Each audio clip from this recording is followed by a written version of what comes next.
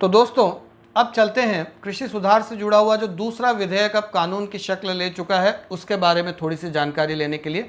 ये जो दूसरा विधेयक है ये है the farmers empowerment and protection, यानी कि सक्षमीकरण और संरक्षण agreement on price assurance and farm service bill. तो मोटा मोटी तौर पर हम देखेंगे कि जो मार्केट में प्राइवेट प्लेयर्स हैं उनके और किसानों के बीच में खेती को लेके जो अनुबंध होते हैं या करार होते हैं उनको एक ढांचा, एक फ्रेमवर्क देने की कोशिश इस बिल के द्वारा की गई है। निश्चित तौर पे ये एक भविष्य की ओर देखने वाला बिल है। इसके अंदर में कई अच्छी प्रोविजंस भी हैं और कई ऐसी चीज़ें भी हैं जो शायद कृषि क्षेत्र से जुड़े हुए लोगों की चिंताओं को बढ़ा रही हैं। तो सबसे पहले जान लेते हैं कि ये बिल क्या है। ये बिल एक फ्रेमवर्क प्रदान करता है। ये फ्रेमवर्क किस चीज़ के लिए है? किसानों के बीच में और प्राइवेट प्लेयर्स के बीच में, कॉरपोरेट्स के बीच में अगर कोई एग्रीमेंट होता है तो वो एग्रीमेंट कैसा होगा, उसमें नियम, शर्तें, उसके मानक, उसकी गुणवत्ता, उसकी मूल्य निर्धारण के लिए कौन कौन सी चीज़ों के बारे में ध्यान रखा जाएगा, उसके बारे में ये विस्तृत बिल है। तो चलिए इसके बारे में थोड़ा सा हम जानने की कोशिश करते हैं। पहले शुरुआत में सभी चीज़ों को डिफ़ाइन किया गया है कि कंपनी क्या है, फार्म सर्विसेज क्या है, फार्म एग्रीमेंट क्या है, एग्रीमेंट क्या है। यहाँ पे दोस्तों एग्रीमेंट की डेफिनेशन में दो चीज़ें हैं जो मुझे लगता है कि आप में से हर एक को समझ लेनी बहुत ज़रूरी है। पहली चीज़ ट्रेड एंड कॉमर्स एग्रीमेंट। अब ये ट्रेड एंड कॉमर्स एग्रीमेंट क्या है कि यहाँ पर आपकी ओनरशिप जो है कमोडिटी की, आप उगाने वाले हैं, उसकी ओनरशिप पूरी तरीके से आपके पास है और जब सामने वाला व्यक्ति उसकी कीमत आपको अदा करता है उसके एवज में आप उसको कुछ टर्म्स एंड कंडीशन के अधीन वो वस्तु प्रदान करने की या उसको बेचने के बारे में करार करते हैं। तो यहाँ पर ओनरशिप जो है उस प्रोड्यूस की सेल होने तक आपके पास में होती है। इसके अंदर में जो दूसरा एग्रीमेंट का प्रकार बताया गया है वो है प्रोडक्शन एग्रीमेंट।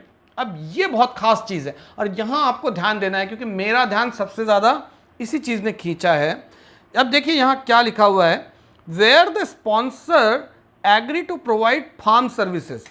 तो ये फार्म सर्विसेज क्या है कि भाई बीज है, खाद है, उसके बाद में जो केमिकल्स लगते हैं, पेस्टिसाइड लगती है, मशीनरी लगती है, टेक्नोलॉजी लगती है, ये सब एक जो स्पॉन्सर है, जो प्राइवेट प्लेयर है, वो किसान को प्रोवाइड करेगा। और उसके बाद में he will bear the risk of output, यानी कि भैया अच्छा आउटपुट होगा या नहीं होगा या फसल डूब जाएगी, इसका रिस्क भी वो उठाएगा। और agree to make payment to the farmer for the services rendered by him. तो उसने एक किसान के रूप में जो सेवाएं दी है उसका एक निश्चित मुआवजा उसको दिया जाएगा। अब यहाँ पर इसे कहा जा सकता है कि अपने ही खेत में किसान एक नौकरी कर रहा है कि यहाँ पे उसको प्रॉफिट भी हो तो प्रॉफिट सामने वाले का है, अगर उसे लॉस भी हो तो लॉस सामने वाले का है। उस सामने वाले व्यक्ति के कहे अनुसार अपने खेत में ये सेवाएं देने के लिए, उगाने के लिए, उसके लिए निविष्ठाएं भी जो हैं, जो सामग्री भी है, वो सामने वाली पार्टी दे रही है। तो ऐसे में किसान अपने ही खेत में एक सैलरीड एम्प्लॉयड की तरह काम कर रहा है। ये एक बड़ी ही खास चीज़ आपको दूसरा टाइप ऑफ एग्रीमेंट यानी कि प्रोडक्शन एग्रीमेंट के अंदर में दिखती है। अब ये इन दोनों का मिक्सचर भी हो सकता है कि कुछ सेवाएं वो दे और बाद में वो खरीदी करे, तो ये ज़रूरी नहीं है कि ऐसा ही हो, परंतु ऐसा भी हो सकता है। तो आने वाले समय में आप इस चीज़ की कल्पना करके देख सकते हैं कि शायद गांव के गांव या ज़िले के ज़िले में सारे किसानों को एक मुआवजा दिया जा रहा है, एक मेहनताना दिया जा रहा है अपने ही खेत में काम करने का, और वहाँ होने वाले ना तो नुकसान से उन्हें दिक्कत है, ना उसकी ज़्यादा होने वाले प्रॉफिट में या उत्पादन में उनका कोई हक है। तो ये एक चीज़ मुझे यहाँ पे काफ़ी अपील की और शायद मैंने इसीलिए इसको यहाँ पर हाईलाइट भी किया है। उसके बाद फार्मिंग प्रोड्यूस की डेफिनेशंस तो मुझे लगता है ये ठीक है, आप लोग जानते हैं। इसमें जो खेती के प्रोड्यूस के अलावा जो poultry, piggery, goatry, fishery, dairy products जो होते हैं, इन सब को भी समावेश किया गया है, फॉडर को समावेश किया गया है, कॉटन, जूट, इन सब चीज़ों को भी समावेश किया गया है। तो फार्म प्रोड्यूस क्या है ये मुझे नहीं लगता कि आपको बताने की ज़रूरत है। हाँ, इस एक्ट का एक प्रावधान जो मुझे व्यक्तिगत रूप से बहुत अच्छा लगा, बहुत प्रोग्रेसिव लगा और किसानों को प्रोटेक्शन देने वाला लगा, कि फोर्स मेजर, यानी कि ये जो विपत्ति कारक जो परिस्थितियां होती हैं, जहां पर जैसे फ्लड आ गया है, बाढ़ आ गई है, सूखा आ गया है, उसके बाद मौसम में अचानक कोई बदलाव आया है, भूकंप आया है, कोरोना के जैसी कोई महामारी आई है, ऐसी कोई चीज़ जो किसान के हाथ में नहीं है या जिसका नियंत्रण उस सामने वाली पार्टी के भी हाथ में नहीं है, और इस सूरत में अगर किसान उन एग्रीमेंट की शर्तों को पूरा नहीं कर पाता है तो उसके ऊपर किसी भी प्रकार की आर्थिक जिम्मेदारी लादी नहीं जा सकती है। ये मैं कहूँगा पर्सनली, मुझे ये इस एक्ट की सबसे अच्छी बात लगी है। तो हम और थोड़ा सा आगे बढ़ते हैं इस एक्ट के अंदर में। अब इस एक्ट के अंदर में जो चीज़ें कही गई हैं कि भाई जो भी लीगल रिक्वायरमेंट्स हैं, वो लीगल रिक्वायरमेंट्स स्पॉन्सर को पूरी करनी है। ठीक है, मतलब जो उसको अनुबंध करना है, अनुबंध को रजिस्टर करना है, इससे जुड़ी हुई जो प्रक्रिया है, जो मैं यहाँ समझ पा रहा हूँ कि वो पूरा करने का काम वो स्पॉन्सर करेगा। और उसके बाद no farming agreement shall be entered into by a farmer. यहाँ पर देखिए, कुछ शेयर क्रॉपर, यानी कि कुछ लोग ऐसे होते हैं जो बटाई पर खेती करते हैं, तो जो मतलब जो खेत का मालिक कोई और होता है और वो खेत में काम करने के बाद में फसल का एक निर्धारित हिस्सा मालिक को देते हैं, कुछ हिस्सा अपने पास रखते हैं। तो ऐसे जो लोग हैं जो शेयर क्रॉपर के रूप में काम करते हैं, जो टिलर हैं, जो खुद खेती कर रहे हैं पर वो मालिक नहीं है, इन लोगों के हितों के संरक्षण के लिए भी यहाँ पर एक अच्छी प्रोविज़न दी है जो व्यक्तिगत रूप में मुझे काफ़ी पसंद आई है। यहाँ पर कहा गया है कि ये जो शेयर क्रॉपर हैं, इनके अधिकारों का जहाँ पर हनन होता हो, ऐसा कोई भी एग्रीमेंट नहीं किया जा सकेगा। एग्रीमेंट नहीं किया जा सकेगा में एक और चीज़ आगे आएगी जो मैं आपको बताऊंगा। किसान की जो ज़मीन है, उस ज़मीन पर किसी भी प्रकार का अधिकार सामने वाली कंपनी को लीज के स्वरूप में, कंस्ट्रक्शन के स्वरूप में या किसी भी स्वरूप में मिले, ऐसा कोई एग्रीमेंट नहीं हो सकता।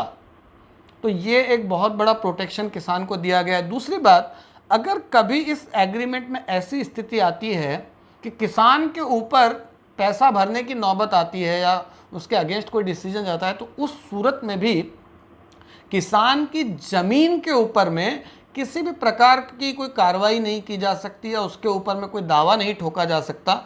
यानी कि किसान की ज़मीन को, जो उसकी सबसे बड़ी संपत्ति है, उसे इन सारी प्रक्रिया में, कानूनी प्रक्रियाओं में संरक्षित रखने का और उसकी ओनरशिप उसके पास रखने का काम ये एक्ट बखूबी करता है। इसके लिए मैं इसकी तारीफ़ करूँगा। उसके बाद एक और चीज़ है कि ये जो एक्ट है, ये कहता है कि अगर जिसके साथ एग्रीमेंट हुआ है वो किसान की ज़मीन पर कोई परमानेंट स्ट्रक्चर नहीं डेवलप कर सकता,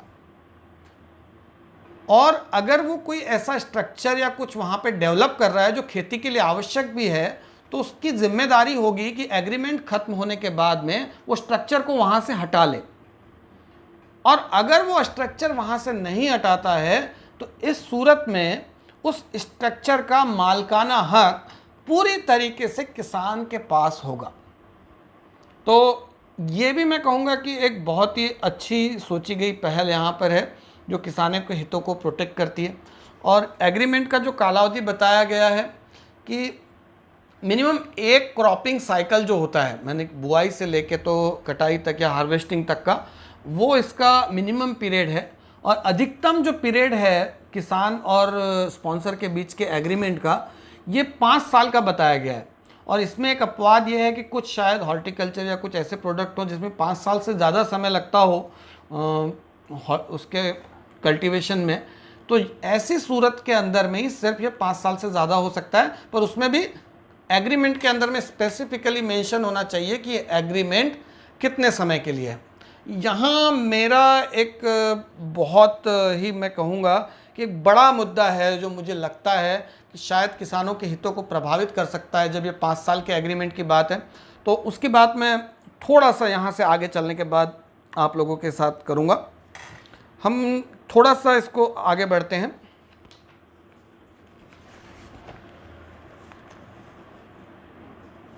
अब यहाँ इस कानून को लेके, क्योंकि मैंने कहा इसमें कई अच्छी चीज़ें भी हैं, पर कानून की किसी भी डॉक्यूमेंट के अंदर दो शब्द बड़े क्लेवरली, हम कहें कि चालाकी के साथ इस्तेमाल किए जाते हैं। एक है मे यानी कि शायद, मे यानी कि हाँ भी और ना भी, ठीक है, और शैल का यानी कि ये चीज़ होनी ही चाहिए। तो जहाँ शैल का यूज़ होता है वहाँ पे कंपल्शन होता है कि इसे करना ही है, और जहाँ मे का यूज़ होता है वहाँ पे ऑब्लिगेशन नहीं होता, वहाँ पे प्रायोरिटी नहीं होती, वहाँ पे वो चीज़ परमिसिबल है परंतु मैंडेटरी नहीं है। तो वैसा आप कर सकते हैं परंतु नहीं किया तो कोई दिक्कत नहीं है। तो ये इस एक्ट में मुझे कई जगहों पर जो मे का इस्तेमाल दिखा है, मुझे लगता है कि वो मे का इस्तेमाल इस कानून को कहीं ना कहीं किसानों के हितों से थोड़ा दूर ले जाता है। कहाँ कहाँ पर ये मे का इस्तेमाल हुआ है, यानी कि जो इसका ऑब्लिगेशन नेचर है उसको कमज़ोर किया गया है, और कहाँ शैल का इस्तेमाल हुआ है उस पर मैं आता हूँ। अब देखिए, जहाँ क्वालिटी की बात है या ग्रेड और स्टैंडर्डाइजेशन की बात है, the parties entering into a farming agreement may identify the required condition for the performance. तो जो परफॉर्मेंस से जुड़ी हुई कंडीशन है या क्वालिटी के जो नॉर्म्स हैं वो किए जा सकते हैं, किए भी जा सकते हैं, नहीं भी किए जा सकते हैं। आप एग्रीमेंट में चाहें तो मेंशन कर सकते हैं, कोई रोक नहीं है, पर ये कंपलसरी नहीं है, ठीक है।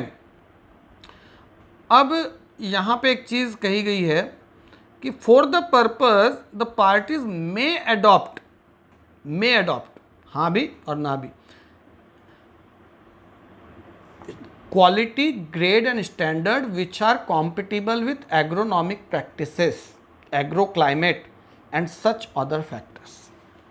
अब यहाँ पर आप एक चीज़ समझिए कि जो एग्रीमेंट की शर्तें हैं वो शर्तें ऐसी होनी चाहिए कि जो उस जलवायु में, उस भौगोलिक क्षेत्र में, उस वातावरण में पूरी होनी व्यावहारिक हैं।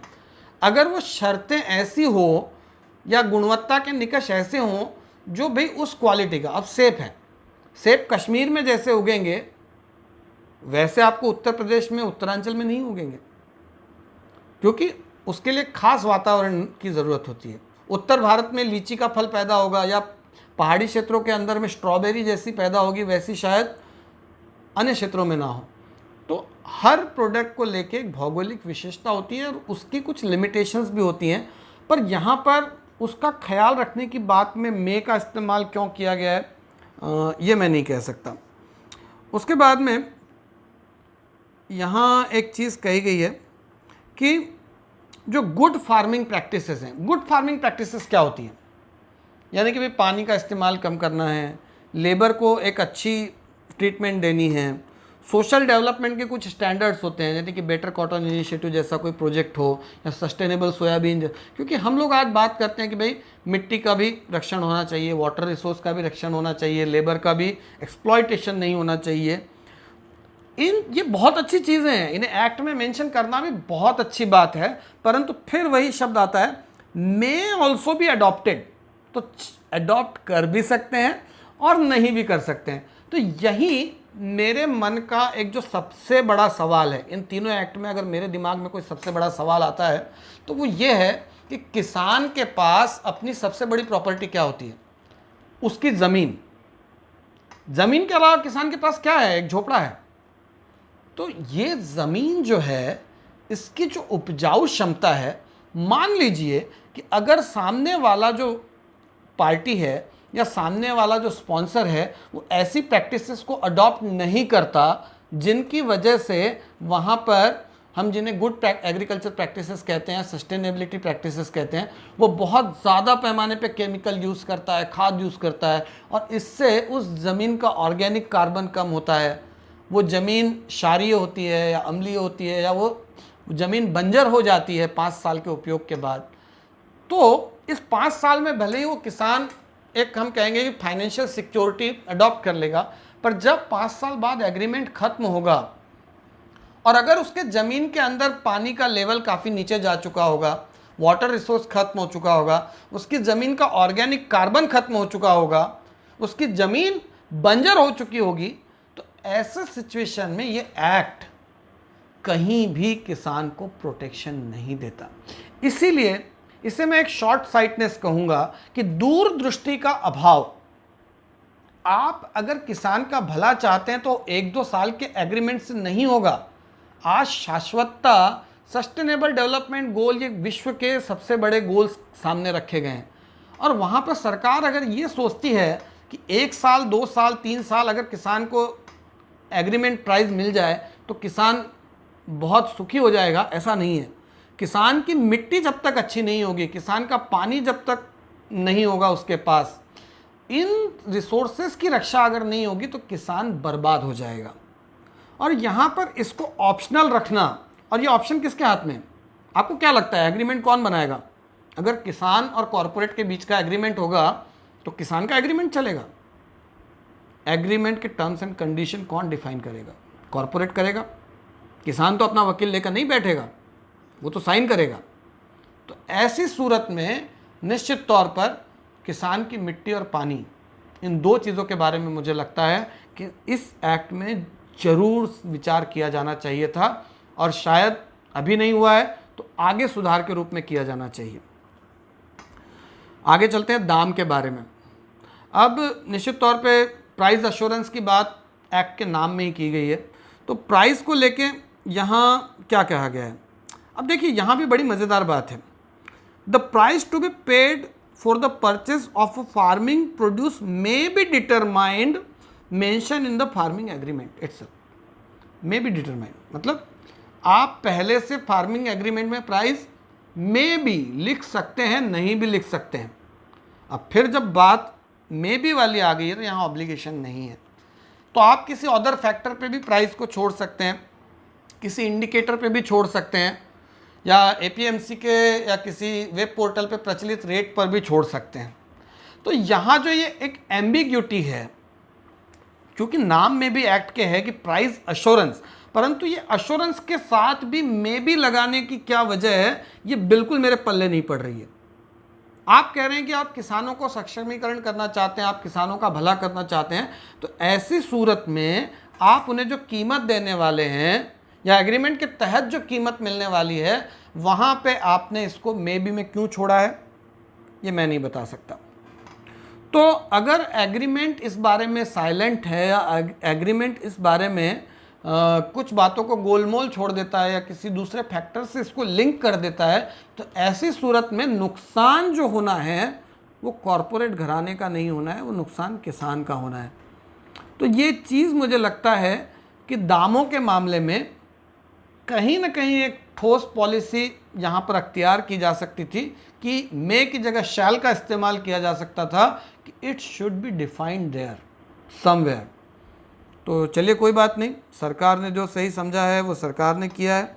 जैसे कि अब डिलीवरी की जब बात आती है तो यहाँ पे शैल का इस्तेमाल किया गया है। Taken by the sponsorer at the farm gate he shall take such delivery within the agreed time, यानी कि ये जिम्मेदारी उस प्राइवेट प्लेयर पे होगी कि उत्पादन होने के बाद में एक निश्चित तयशुदा सीमा के अंदर उसको ले जाना ही होगा। तो जब यहाँ पर शैल का इस्तेमाल हो सकता है तो दाम देने के लिए या दाम फिक्स करने में मे बी का इस्तेमाल ये सरकार इस एक्ट में क्यों कर रही है? ये जो एक चालाकी है, ये जो एक छोटा सा रास्ता छोड़ा गया है, किसके लिए छोड़ा गया है? क्या इससे किसान को फायदा होगा? ये मैं आपके सोचने के लिए छोड़ देता हूँ। तो ठीक है, उसके बाद में यहाँ पर एक चीज़ जो मेंशन की गई है कि डिलीवरी लेते समय में जो स्पॉन्सर है वो उसका क्वालिटी चेक कर सकता है, अगर एग्रीमेंट में मेंशन है तो। सो इन अदर वर्ड्स, अगर आपके एग्रीमेंट में ये टर्म मेंशन है कि वो किस क्वालिटी का होना चाहिए, और अगर वो उस क्वालिटी को आपका प्रोडक्ट फुलफिल नहीं कर सकता है तो स्पॉन्सर उसको रिजेक्ट भी कर सकता है। क्या आपको लगता है कि कोई भी कॉरपोरेट घराना इस नियम का इस्तेमाल नहीं करेगा? हर कोई करेगा। और जब उसे थोड़ी सी भी गुणवत्ता में कमी दिखाई देगी तो वहाँ पे किसान का जो माल रिजेक्ट हो जाएगा, जो कि उसने उस एग्रीमेंट के भरोसे उगाया था, फिर वो उसे कहाँ बेचेगा, किस बाज़ार में ले जाएगा, उसकी क्या व्यवस्था होगी, ये यहाँ पर नहीं लिखा है। हाँ, अगर एग्रीमेंट में टर्म्स एंड कंडीशन नहीं है तो माल जैसा होगा है वैसा सामने वाले को एक्सेप्ट करना होगा। आपको क्या लगता है कोई भी कॉर्पोरेट घराना इस क्लॉज का इस्तेमाल नहीं करेगा? वो सोचेगा नहीं नहीं छोड़ देते हैं? बिल्कुल नहीं। तो ये चीज़ जो स्पॉन्सर के डिस्क्रिशन पर छोड़ी गई है, मैं ये नहीं कह रहा कि गुणवत्ता की आवश्यकता नहीं है, पर जहाँ पर एक एग्रीमेंट है, जहाँ पर आप सर्विसेज दे रहे हैं, जहाँ पर आपके गाइडेंस में किसान काम कर रहा है, 100 फैक्टर्स काम करते हैं खेती के ऊपर में, वहाँ पर आप उस आखिरी फिनिश प्रोडक्ट को नकारने की स्थिति में कैसे हो सकते हैं? आप उसका समय समय पर जो क्वालिटी चेक है वो करते रहें, और अगर उसमें कहीं वेरिएशन आता है, कोई दिक्कत आती है, तो उसकी जिम्मेदारी भी दोनों के ऊपर साथ साथ आनी चाहिए। पर यहाँ मुझे लगता है कि ये जो एक चीज़ जो इसका 6वां क्लॉज है, 6 का दूसरे नंबर का पॉइंट, यहाँ थोड़ा सा मुझे लगता है कि एक ऐसी जगह छोड़ी गई है जहाँ पे एग्रीमेंट के बाद भी किसान के माल को जो स्पॉन्सर है या जो कॉरपोरेट है वो नकार सकता है। तो यहाँ पे एग्रीमेंट के अंदर में क्या शब्द प्रयोग होता है ये बहुत ज़रूरी है। अब मैं जब बार बार कहता हूँ कि एग्रीमेंट में क्या शब्द प्रयोग होता है, तो यहाँ पर एक चीज़ आपको समझनी चाहिए।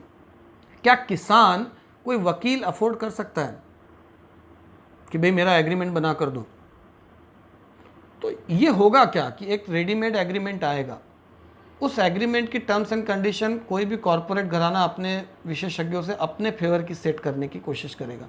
यहाँ पर आगे ये भी दिया गया है कि एक मॉडल एग्रीमेंट जो है वो सरकार बनाकर दे सकती है। यहाँ भी मे बी वाली बात है, देना ही है नहीं, चाहे तो दे सकती है। तो फिर से दिक्कत आ गई, अगर नहीं दिया तो। उसके बाद में एक चीज़ जो यहाँ पर इस एक्ट के अंदर में मुझे लगती है कि किसानों को लीगल असिस्टेंस की जो बात है, अब हमने इस एक्ट में आगे की जो बात आएगी कि भाई डिस्प्यूट रिजोल्यूशन कैसे होगा, परंतु डिस्प्यूट तो बात की बात है, जब शुरुआत होगा तो किसान को लीगल असिस्टेंस कौन देगा? अब हमने ये बात आगे छोड़ दी है कि भाई इस पर राज्य सरकारें काम करेगी, केंद्र सरकार काम करेगी, एक यंत्रणा किसी को बनाने की कोशिश की जाएगी। क्यों कोशिश की जाएगी? पहले आप जो किसान इस समझौते में कमज़ोर कड़ी है, जो कम पढ़ा लिखा है, ताकत से कमज़ोर है, पैसे से कमज़ोर है, उसके साइड में लीगल असिस्टेंस देने के लिए जब तक आपके पास स्ट्रक्चर नहीं है, वो स्ट्रक्चर डिफाइन करने के पहले इस कानून पे अमल करना, यानी कि शेर के मुंह में किसान को झोंक देना है। कोई भी कॉरपोरेट इन एग्रीमेंट का इस्तेमाल अपने फेवर में बहुत आसानी से कर पाएगा जब तक किसानों को सही लीगल असिस्टेंस एक निरपेक्ष संस्था के द्वारा नहीं मिलता।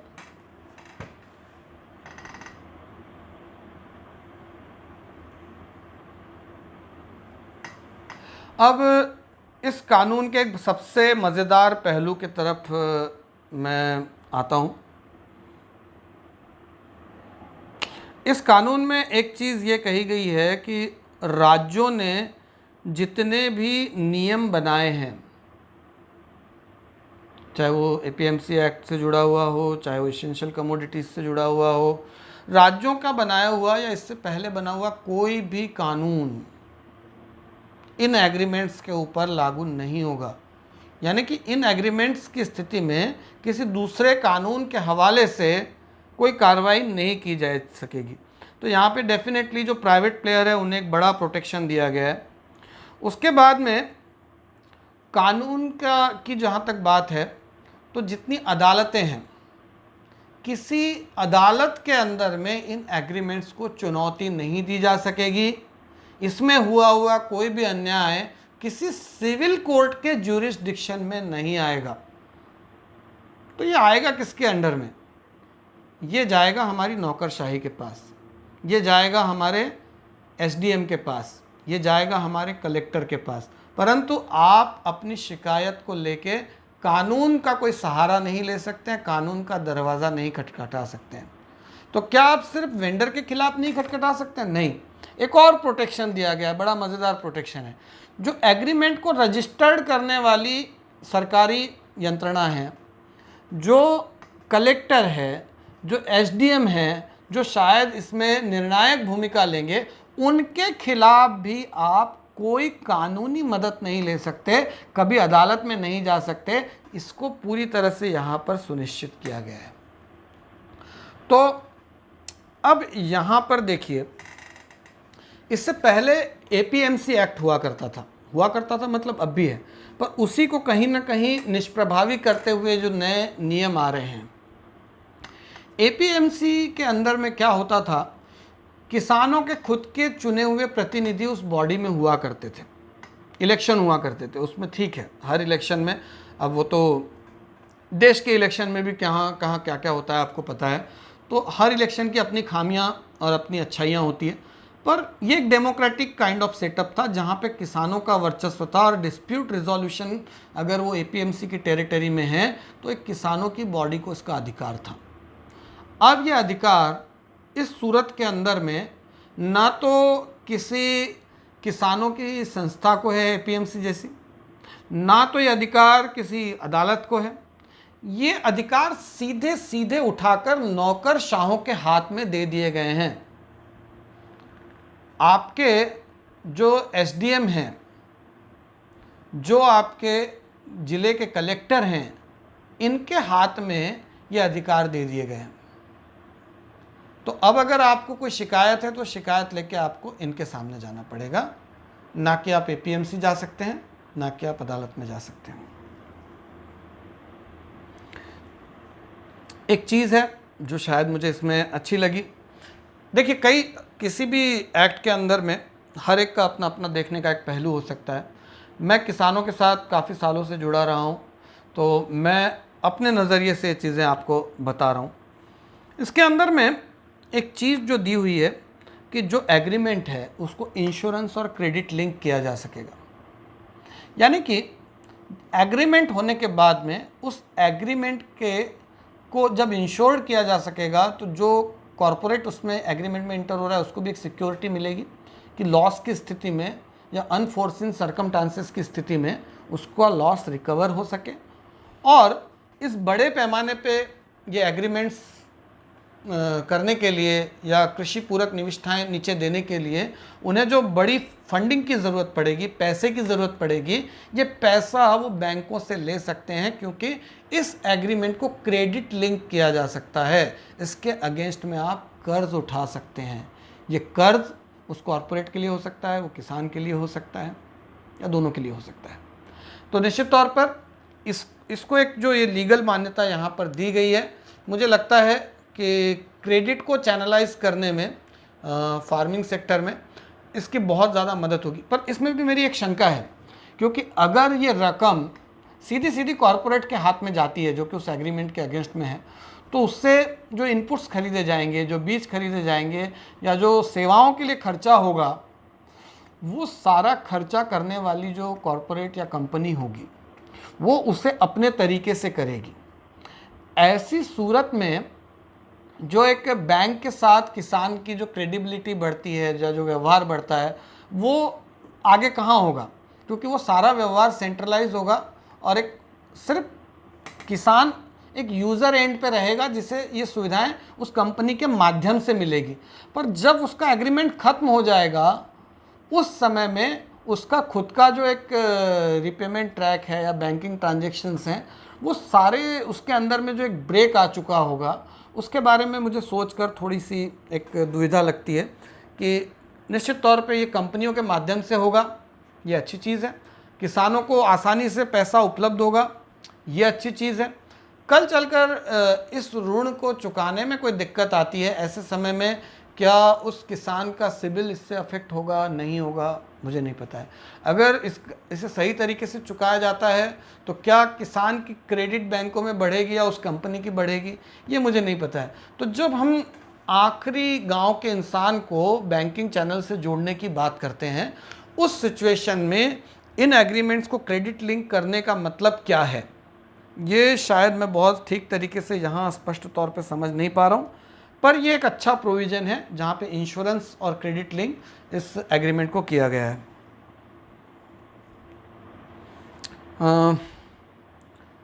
अब हम आगे चलते हैं कि रजिस्ट्रेशन अथॉरिटी इन एग्रीमेंट के लिए कौन हो, ये राज्य तय करेंगे।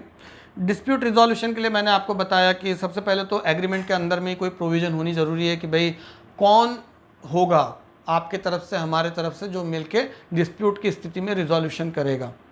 तो अगर ये मतलब कॉन्सिलेशन बोर्ड अगर है तो वो बोर्ड किसी भी विवाद की सूरत में पहले इसको निपटारा करने की कोशिश करेगा। अगर उससे नहीं हो पाता है तो बात एसडीओ के पास जाएगी। एसडीओ के पास जो पावर होंगे वो सिविल कोर्ट के पावर होंगे, ठीक है। अब यहाँ एक बड़ी मज़ेदार चीज़ है कि एसडीओ के सामने, क्योंकि एसडीओ जो हैं वो एक मध्यम स्तर पर हमारी ब्यूरोक्रेसी के अंदर आने वाले एक अधिकारी हैं, उसमें कई बार नीचे से प्रमोट होकर आए। हमारी ब्यूरोक्रेसी कितनी किसानों की ओर झुकी हुई है, कितनी उनकी समस्याओं को समझती है।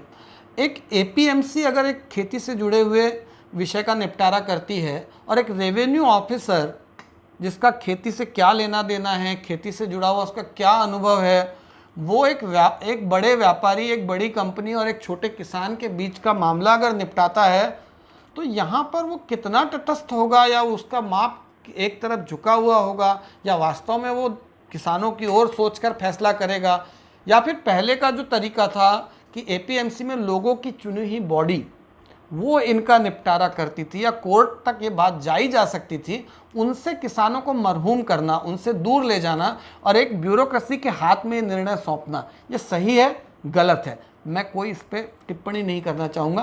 पर एक किसान के रूप में आप ज़रूर सोचिए, क्योंकि आप सरकारी ऑफिस के चक्कर लगाते हैं छोटे से छोटे कागज़ के लिए। क्या लगता है आपको कि आपका कोई विवाद होने की सूरत में क्या वास्तव में आपका कोई फ़ायदा, आपके और झुकता हुआ निर्णय आप अपेक्षित करते हैं? निर्णय से आप खुश नहीं हैं, आप कलेक्टर के पास जा सकते हैं। कलेक्टर के निर्णय से भी खुश नहीं हैं, आप मंत्रालय जा सकते हैं। सोचिए 3 एकड़ 5 एकड़ का किसान जो शायद 10 रुपये 15 रुपये बस के खर्चा करने में डरता हो तहसील तक आने में, उसको अगर मंत्रालय जाना पड़े अपनी छोटी सी फसल की बात के लिए, तो क्या वो जाएगा? या जो उसे एडिशनल कलेक्टर या किसी अधिकारी के द्वारा फैसला मिला है उससे सर आंखों पर रखकर मान्य कर लेगा? आपके सोचने के लिए मैं ये छोड़ता हूँ।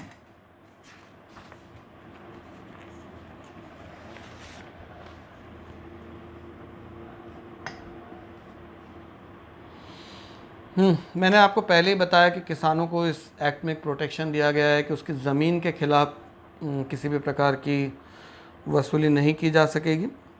और जैसा कि मैंने आपको पहले भी बताया कि एसडीओ जो है या जो कलेक्टर हैं या मंत्रालय से जुड़े हुए जो लोग हैं जिन्होंने इसमें कोई भी फैसला सुनाया, उनको आप कोई कानूनी प्रक्रिया में समाविष्ट नहीं कर सकते हैं और आप किसी सिविल कोर्ट में इस मसले में जाकर किसी भी प्रकार की मदद नहीं मांग सकते।